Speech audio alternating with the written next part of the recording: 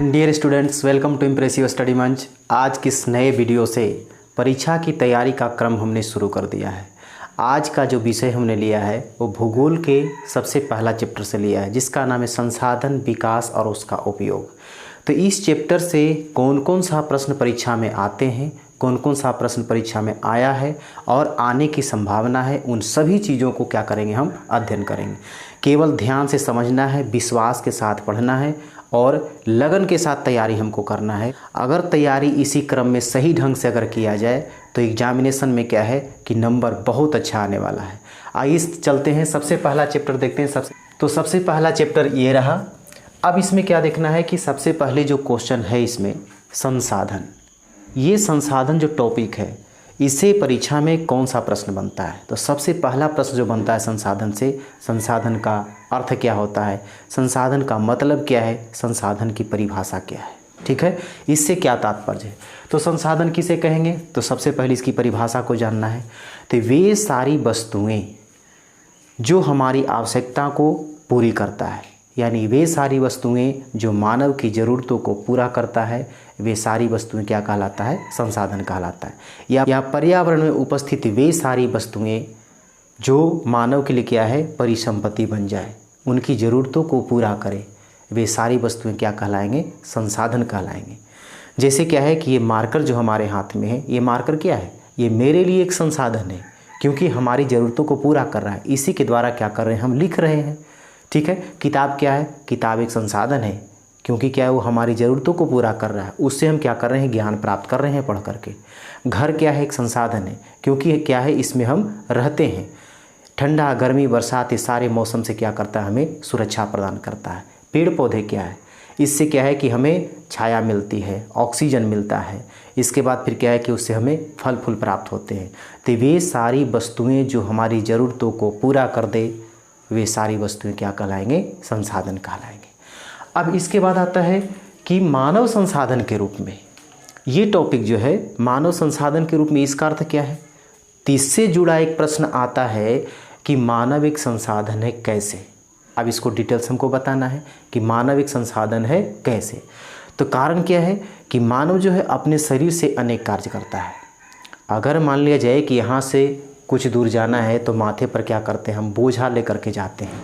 Office में काम करना होता है, वो अपने शरीर से करते हैं, हाथों की गतिविधि से करते हैं। ठीक है, तो ये मानव क्या करता है, किसी कार्य को करने के लिए अपने शरीर का उपयोग करता है, शरीर का सहारा लेता है और क्या करता है, अपने तकनीकों का उपयोग करता है, यानी टेक्निक अपनाता है कि कोई भी काम सरल तरीके से जल्दी यानी कम समय में हम कैसे पूरा कर सकते हैं और सही ढंग से कैसे कर सकते हैं। तो ये मानव क्या करता है कि अपने शरीर का उपयोग करता है किसी कार्य को करने के लिए और एक तकनीक का भी उपयोग करता है। इसी कारण से मानव को एक संसाधन कहा गया है। ठीक है, आगे क्या आता है कि जिम्मरमैन क्या एक भूगोलवेत्ता है। तो इसमें देखिए क्वेश्चन एक ये भी आता है कि मानव संसाधन निर्माता है, इसकी व्याख्या करें। तो मानव संसाधन निर्माता है, मानव जो है ये संसाधनों को बनाने का काम करता है। अब जैसे क्या है कि मिट्टी एक संसाधन है, मिट्टी पर क्या है कि हम लोग फसल उगाते हैं, मिट्टी पर घर मकान बनाते हैं, मिट्टी पर क्या है, रेलवे लाइन है, सड़क है, बहुत सारी चीज़ें हैं जो हमारी ज़रूरतों को पूरा करता है। तो मिट्टी एक संसाधन है। अब मिट्टी क्या है कि मिट्टी से क्या करते हैं, हम लोग बर्तन बना देते हैं, मिट्टी से क्या करते हैं, ईंट बना देते हैं। ठीक है, तो यानी मिट्टी से जो भी चीज़ बना दिया, पहले से कहता है बर्तन तो बना हुआ नहीं मिला था, प्रकृति हमें बर्तन बना करके नहीं दिया था, प्रकृति हमें क्या किया है, ईंट बना करके नहीं दिया, प्रकृति हमें क्या करता है कि मिट्टी का मूर्ति बना करके नहीं दिया। तो क्या है, ये मानव इसको बनाया।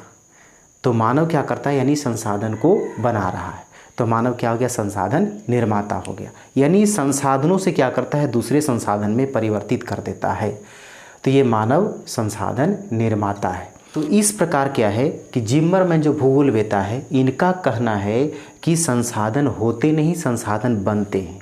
समझे, यानी संसाधनों को बनाया जाता है, संसाधन होता नहीं है। ये किसका कथन है, तो जिम्मरमैन का। याद रखना, ये ऑब्जेक्टिव में क्वेश्चन आता है कि संसाधन होते नहीं, संसाधन बनते, ये किसका कथन है, या किसने कहा था कि संसाधन होते नहीं, संसाधन बनते हैं। तो जिम्मरमैन बोला था।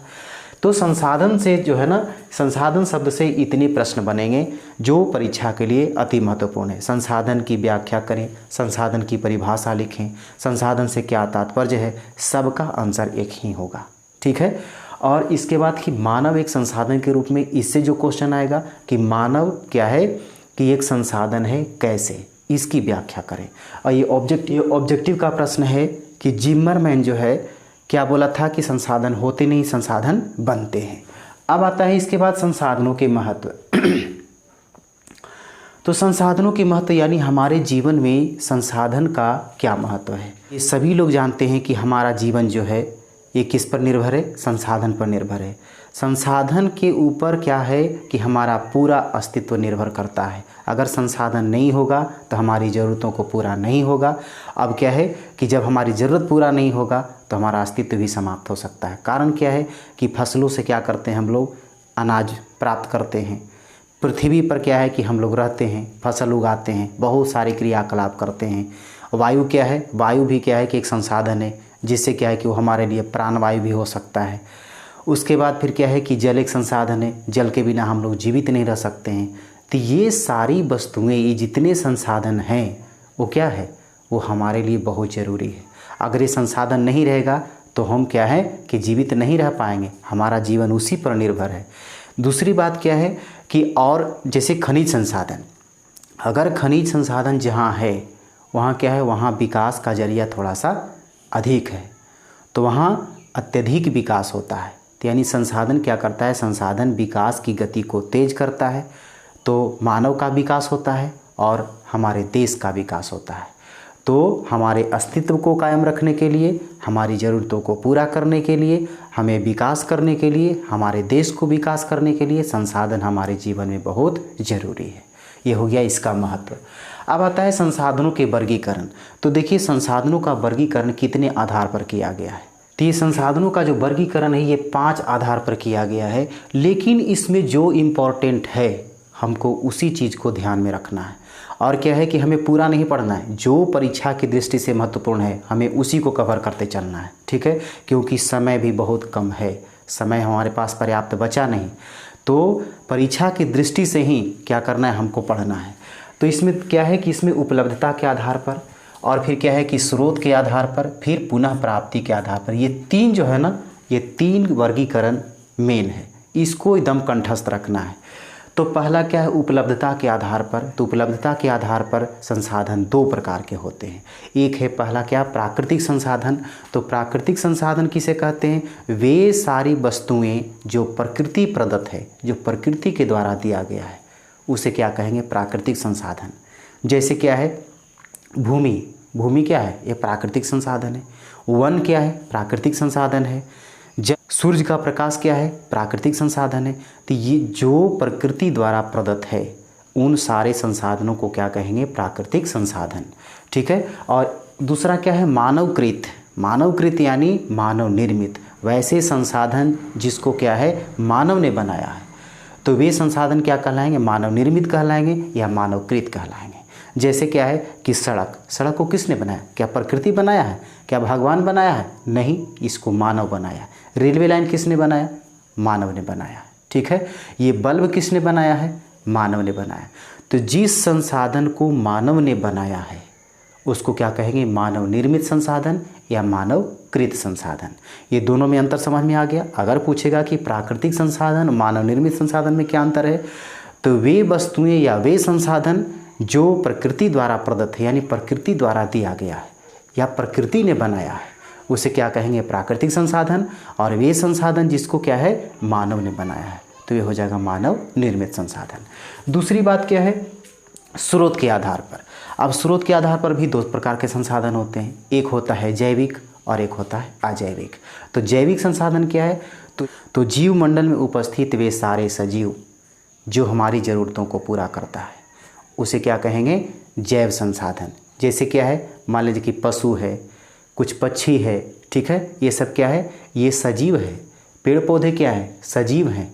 जैसे मान लीजिए जाए कि गाय है, गाय एक पशु है, ठीक है, ये सजीव है और ये हमारी ज़रूरतों को पूरा कर रहा है। गाय से हमें दूध प्राप्त होता है, ठीक है। अब मान लिया जाए कि मुर्गी क्या है, मुर्गी जैव संसाधन है कि अजैव संसाधन है? तो मुर्गी से क्या होता है, अंडे प्राप्त होते हैं जिसका उपयोग हम लोग करते हैं। मुर्गी से मांस प्राप्त होता है, तो ये जैव संसाधन हो गया। फिर सजीव पेड़ पौधे, ठीक है, जिससे क्या होता है, हमें फल फूल प्राप्त होता है। उससे क्या है कि संसाधन के रूप में हमें जड़ी बूटी भी प्राप्त होता है। ये क्या है, जैव संसाधन कहलाते हैं। अब इसके बाद अजैव संसाधन। तो अजैव संसाधन क्या है कि पर्यावरण उपस्थित वे सारी वस्तुएं जो निर्जीव हो और हमारी ज़रूरतों को पूरा करता हो, उसे क्या कहेंगे, अजैव संसाधन। अब जैसे मान लें कि ईंट है, पत्थर है, ठीक है, ये सूर्य का ताप है, ये आदि, ये सारी क्या है, अजैव संसाधन के अंतर्गत आता है। तो यानी अजैव संसाधन क्या हो गया कि वे सारी चीज़ें जो निर्जीव है और जो हमारी ज़रूरतों को पूरा करता है, तो वे सारे संसाधन क्या कहलाएंगे, अजैव संसाधन कहलाएंगे। अब इसके बाद आता है पुनः प्राप्ति के आधार पर। तो पुनः प्राप्ति के आधार पर बहुत इंपॉर्टेंट है, कई बार प्रश्न आया है। तो पुनः प्राप्ति के आधार पर क्या है, दो प्रकार के संसाधन है। एक का नाम है नवीकरणीय संसाधन और दूसरा है अनवीकरणीय संसाधन। इस पर आधारित क्या है कि प्रश्न कई तरीके से बना करके पूछता है। पहला पूछ देगा कि नवीकरणीय संसाधन किसे कहते हैं या अनवीकरणीय संसाधन किसे कहते हैं। दूसरी तरह से पूछेगा कि दोनों में अंतर क्या है, ठीक है। और तीसरी तरह से क्या है कि इसका ऑब्जेक्टिव प्रश्न पूछ लिया जाता है। 4 ऑप्शन रहेगा, उसमें से पूछेगा कि इसमें से कौन नवीकरणीय संसाधन है या इसमें से कौन अनवीकरणीय संसाधन नहीं है। तो इस तरह से क्वेश्चन बना करके पूछता है, तो इसको ध्यान से समझना है। नवीकरणीय, देखिए यहाँ पर जो आधार है ना, एकदम इसी आधार पर इसका नाम भी पड़ा है। पुनः प्राप्ति यानी फिर से प्राप्त किया जा सकता है या नहीं। तो जब फिर से प्राप्त किया जा सकता है तो नवीकरणीय, और फिर से प्राप्त नहीं किया जा सकता है तो अनवीकरणीय। नवीकरण के मतलब होता है फिर से नया बनाना, यानी वैसे संसाधन जो एक बार अगर समाप्त हो गया तो फिर से उसको दूसरा बार हम बना सकते हैं, फिर से दूसरी बार उसको हम प्राप्त कर सकते हैं। 3 संसाधनों को क्या कहेंगे हम लोग, नवीकरणीय संसाधन कहेंगे। यानी एक बार समाप्त होने के बाद फिर से उसे नया बनाया जा सकता है, तो वैसे नवीकरणीय संसाधन कहलाते हैं। जैसे क्या है कि सूर्य का प्रकाश, हवा, ठीक है, पेड़ पौधे, उसके आदि, ये सारी वस्तुएं नवीकरणीय संसाधन के अंतर्गत आता है। अब इसके बाद आता है अनवीकरणीय संसाधन। तो अनवीकरणीय संसाधन किसे कहेंगे, तो वैसे संसाधन जो एक बार उपयोग होने के बाद यानी यदि समाप्त हो गया तो वे उसको बहुत लंबे समय तक भी हम दोबारा प्राप्त नहीं कर सकते हैं। तो वैसे संसाधन क्या कहलाएंगे, अनवीकरणीय संसाधन। यानी फिर से इसको समझा जाए कि वे संसाधन जिसको एक बार उपयोग कर लिया गया, यदि वे समाप्त हो गया तो फिर से कहता है उसको हम नया नहीं बना सकते हैं, उसको बनने में लाखों वर्ष लग सकता है।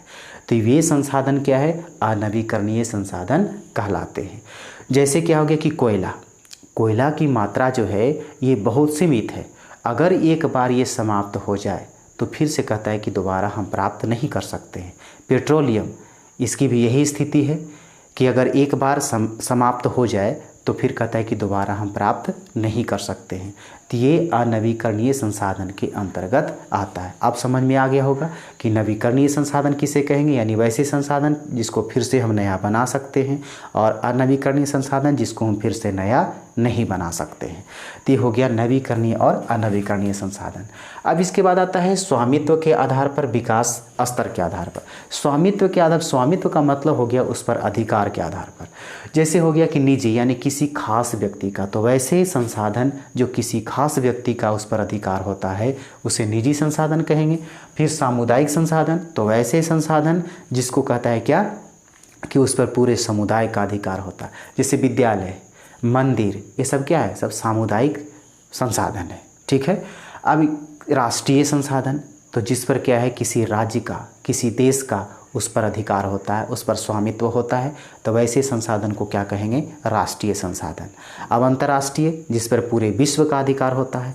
तो ये जो स्वामित्व के आधार पर और विकास के आधार पर जो है ना, ये ज़्यादा इम्पोर्टेंट नहीं है।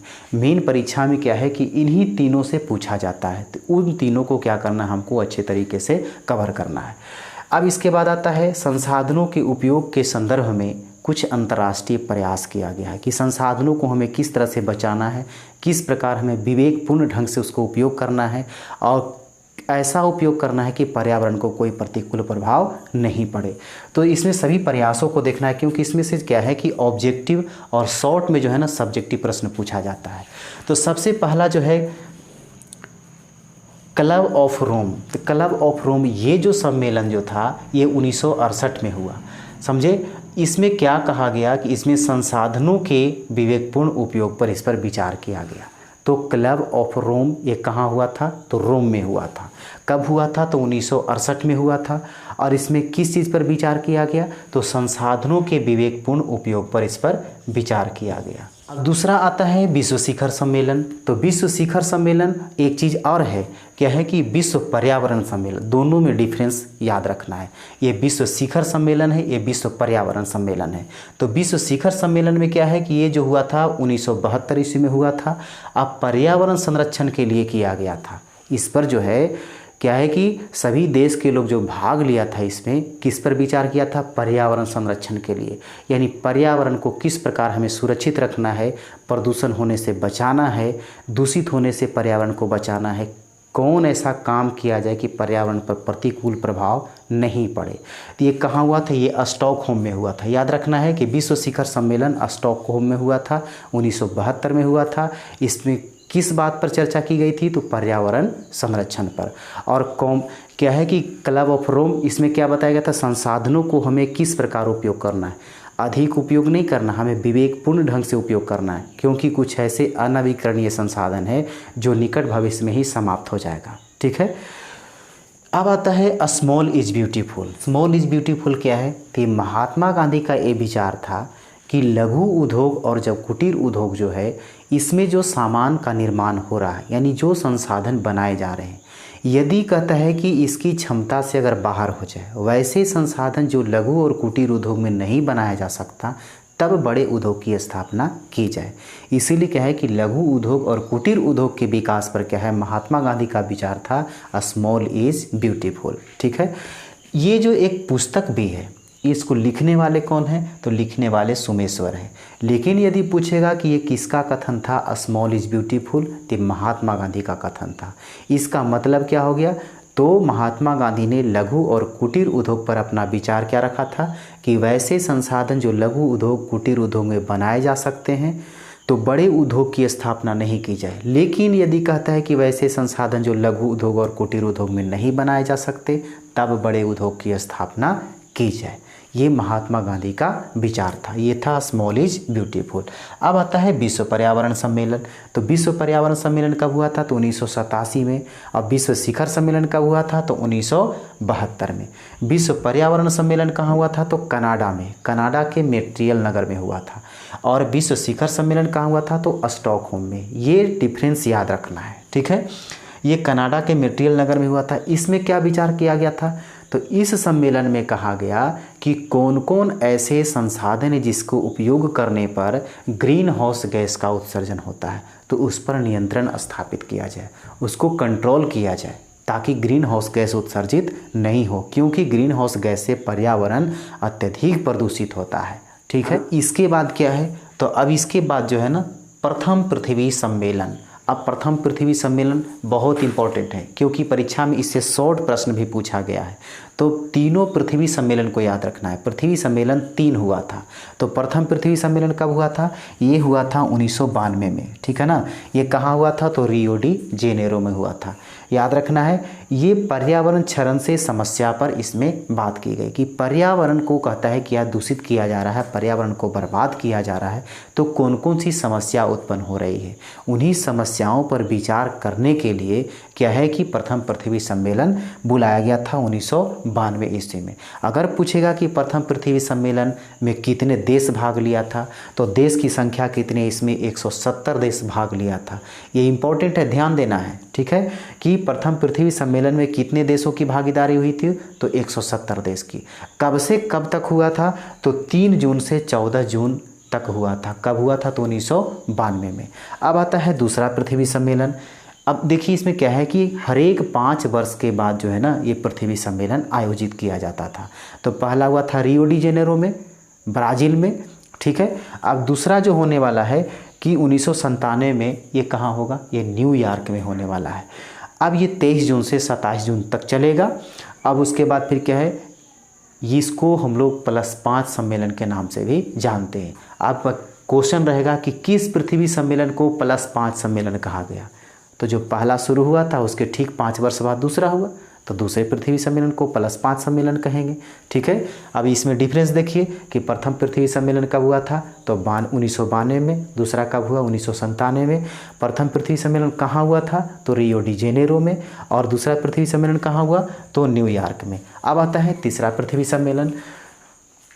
तो तीसरा पृथ्वी सम्मेलन के पहले एक और सम्मेलन हुआ था 1997 में ही, जिसका नाम है क्योटो सम्मेलन।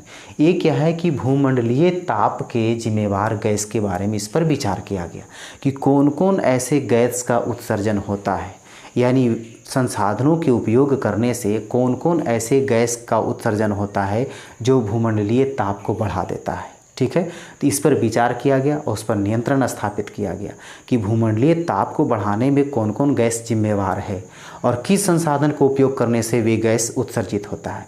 तो इस पर नियंत्रण किया गया, इस पर विचार किया गया। कहाँ हुआ था ये, तो क्योटो सम्मेलन यानी क्योटो में। फिर है तीसरा पृथ्वी सम्मेलन कब हुआ था, तो पहला हुआ 92 में, फिर 5 1997, फिर 5 2002 में, यानी 5-5 वर्ष के बाद इसमें सम्मेलन किया जा रहा है। ये हुआ है अफ्रीका में। ठीक है, तीसरा पृथ्वी सम्मेलन अफ्रीका में हुआ। अफ्रीका के कौन से जगह में, जोहान्सबर्ग में हुआ था। ये 20 अगस्त से लेकर के 4 सितंबर तक ये सम्मेलन किया गया था। ये था संसाधन चैप्टर से सभी टॉपिक, जिससे कहता है कि परीक्षा में प्रश्न पूछा जाता है। तो इसको ध्यान से देखना है, ध्यान से समझना और एक नोट्स तैयार करना है। लेकिन याद रखना है कि नोट्स तैयारी करते समय हमें अशुद्धि नहीं हो, जो भी वर्ड लिखें वो शुद्ध शुद्ध लिखें। और फिर क्या करना है, उस नोट्स को रिवीजन करते चलना है। अब इसके बाद जो होगा ना, इसके अगले कड़ी में, अगले वीडियो में क्या है, अगले चैप्टर को लेकर के आएंगे। इसी तरह से बारी बारी से क्या है कि हम सभी पुस्तक को चैप्टर वाइज जो है ना हम समाप्त कर लेंगे और उसका एक नोट्स बनाते चलेंगे। और परीक्षा की दृष्टि से क्या है कि हमको क्रमवार अच्छे ढंग से हमको तैयारी करना है। ठीक है, अगर ये वीडियो आपको अच्छा लगा तो इसे लाइक करें, शेयर करें, कमेंट करके बताएं कि आपको कैसा लग रहा है। यदि इस चैनल पर नए हैं तो इसे सब्सक्राइब कर लें, क्योंकि जो भी नया वीडियो अपलोड होगा नोटिफिकेशन के द्वारा तुरंत आप तक पहुंचेगा। फिर मिलते हैं हम अगले वीडियो में।